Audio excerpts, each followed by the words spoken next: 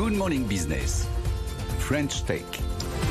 Il est 6h43. Attention Bombardier, la French Tech arrive sur vos terrains enneigés. On est avec Nicolas Muron, fondateur et président de Moonbikes. Bonjour. Bonjour.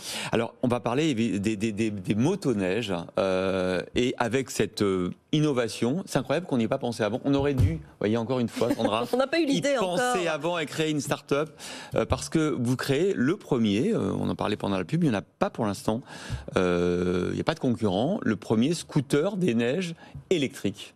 Et ultra léger. Et ultra léger. Ouais, parce qu'on voit les images aller sur la 24 parce que on est très friand des scooters des neiges. Mais alors, on trouve que ça fait beaucoup de bruit, que c'est très polluant. Et avec vous, évidemment, on va régler tous ces problèmes. Alors, expliquez-nous comment vous est venue l'idée. Où est-ce que vous êtes ? Vous êtes dans les Alpes, je crois, et au Colorado, de plus en plus, parce qu'évidemment, le marché est nord-américain. Comment vous avez, ça fait 2-3 ans que vous êtes sur ce développement-là, vous en êtes où ? En fait, l'idée m'est venue donc à Saint-Gervais-les-Bains, où j'ai des fortes attaches. J'ai réalisé que l'été, on avait une infinité de moyens de locomotion, des vélos électriques, skates électriques. Mais une fois que l'hiver arrive, on a uniquement des voitures avec des chaînes ou des motoneiges, qui sont des engins qui sont lourds, qui sont polluants, qui font du bruit, qui ont des qualités, mais qui ne sont pas adaptés pour la mobilité individuelle en milieu enneigé.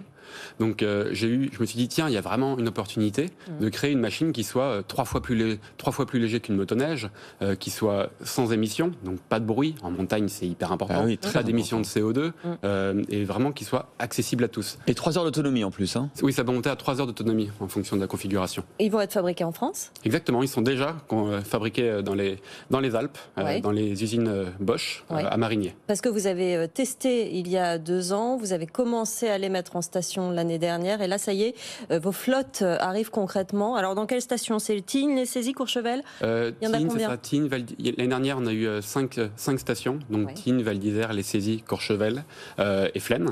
Il y a aussi Avoria, qui s'est équipé en utilitaire pour la maintenance des remontées mécaniques. Donc, d'ailleurs, on les remercie parce que c'était vraiment, leur soutien était hyper important. Donc, on a eu une première saison de démonstrateurs techniques pour prouver la faisabilité avec le froid, tout ça. Donc là, moi, je suis un ancien ingénieur aéronautique, donc j'ai vraiment utilisé mes compétences vis-à-vis de la robustesse, du froid, du système de propulsion. Donc, il y a 2 années de technique, puis après une année de démonstrateur commercial en station. C'est génial. J'ai vu que votre objectif, c'est de vendre de 5 000 à 15 000 Moonbikes par an. À quelle échéance ? D'ici 4-5 ans. Génial. 4-5 ans. Il faut savoir que le marché de la motoneige dans le monde est quand même... on ne sait pas forcément en France, mais c'est 130 000 machines annuelles. L'impact économique est de plus de 30 milliards d'euros par an.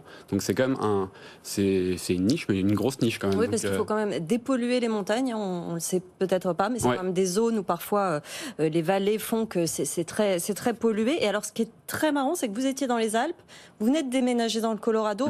Il n'y a pas de demi-mesure chez vous. C'est que vous passez pas aux Pyrénées ou aux autres montagnes, l'Autriche, je ne sais pas, mais non, Colorado direct. Non, enfin, c'est que moi personnellement qui ai déménagé au Colorado pour développer la société là-bas, vu que le marché américain est très important. C'est 80% du marché là-bas, non ? C'est ça, pour la motoneige classique. Mais en fait, on a grâce à nos premières levées de fonds, on a pu monter une super équipe en France. 4,5 millions d'euros vous avez levé, c'est ça ? Oui, c'est ça, 4,5 millions. Alors, dites-moi combien ça coûte, parce que ça a l'air d'être tellement bien que ça doit être très cher, non ? Comment ? Je dis, ça a l'air d'être tellement bien que ça doit être très cher. Très cher en prix ? C'est 8 500 €. Ah ouais, donc c'est beaucoup moins cher qu'une. Oui, on est à peu près 2 fois moins cher en fonction des modèles. Ouais, c'est ça.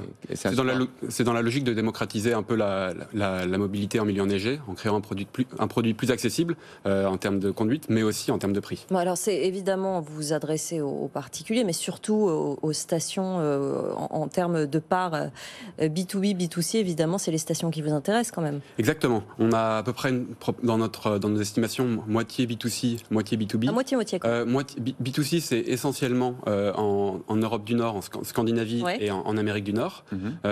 Et en revanche, dans les Alpes et en France, en Europe, effectivement, il y a deux marchés B2B. Enfin, il y a le marché des professionnels de la montagne, donc aider les travailleurs de la montagne à se déplacer facilement et rapidement en milieu enneigé.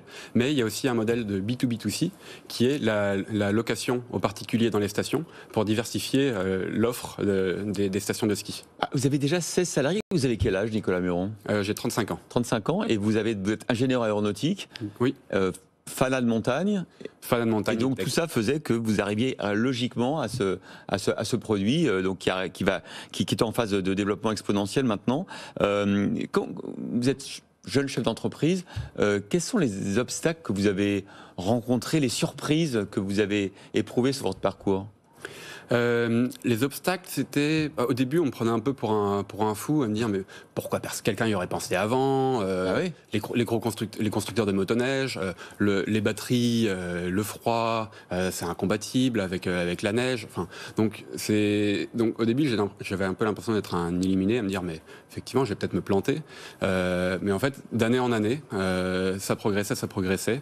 Et donc je suis hyper fier aujourd'hui d'avoir cette équipe et d'avoir ce produit qu'on a construit ensemble. Bah oui, vous pouvez, 16 personnes, déjà 16 salariés. J'imagine que pour passer de 250 Moonbikes, c'est la production cette année, à 15 000, ce qu'on vous souhaite dans 5 ans, il va falloir vous développer énormément en effectifs. Vous recrutez, comment ça se passe? Oui, donc on a recruté, donc on est passé on a recruté 10 personnes en un an. Ouais. Là maintenant on est 16, on veut doubler d'ici 3 ans. Donc effectivement ça passe par des recrutements. Beaucoup en France, mais aussi on commence à développer notre antenne américaine. C'est très intéressant, puis c'est accessible aux adolescents dès 14 ans et aux femmes parce que c'est beaucoup moins lourd. Donc forcément, c'est une bonne idée d'y avoir pensé. Merci beaucoup. Voilà, Moonbike, je rappelle le nom, allez voir le site internet, vous pouvez pré-réserver. Nicolas Muron, son fondateur et président.